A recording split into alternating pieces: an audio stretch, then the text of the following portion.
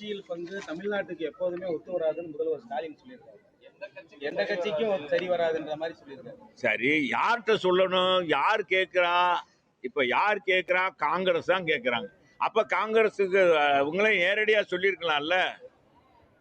அவர் தான் சொல்றாரு. இந்த இடைக்கால பட்ஜெட்ல எதிர்கட்சிகளை அதிர்ந்து போடக்கூடிய அளவுக்கு இந்து அறநிலைத்துறைக்கு நிறைய ஒதுக்கீடு பண்ண போறான்னு சொல்லி சேர்ப்பாங்க. கொடுக்கட்டும், கொடுத்த பிறகு பேசுறேன். கொடுக்கறதுக்கு முதல்ல நமக்கு என்ன தெரியும்?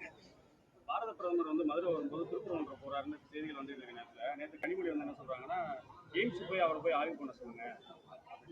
அதெல்லாம் எய்ம்ஸ் எல்லாம் அவருக்கு ஆய்வு பண்ண அவருக்கு அது அதிகாரிலாம் சொல்லுவாங்க.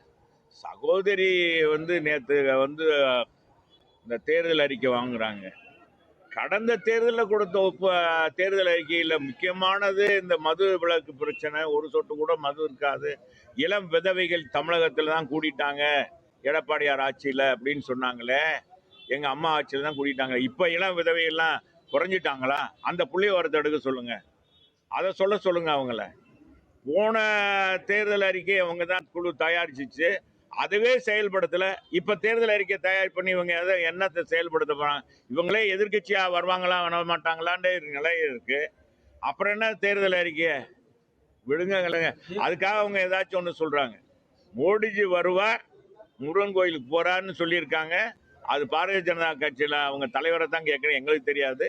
மோடிஜி புரோகிராம் என்ன என்பது அவங்கள்ட்ட கேளுங்க. அவங்க பாரத பிரதமருடைய அலுவலகத்துல தான் கேட்கணும். அலுவலகத்தில் கேட்டால் தான் தெரியும். மினிட்டு பிரதமருக்கு ப்ரோக்ராம் மாறிக்கிட்டே இருக்கும். எப்படி வராங்க எப்படி போகிறாங்கன்னு நமக்கு என்ன தெரியும்? இன்னும் ஒன்றும் தெரியல.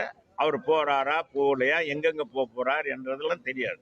தேமுதிகலாம் ஒரு கட்சியே இல்லைன்னு சொல்லி அமைச்சர் ராஜகண்ணப்பன் சொல்லியிருக்காரு நேற்று மேலூர்.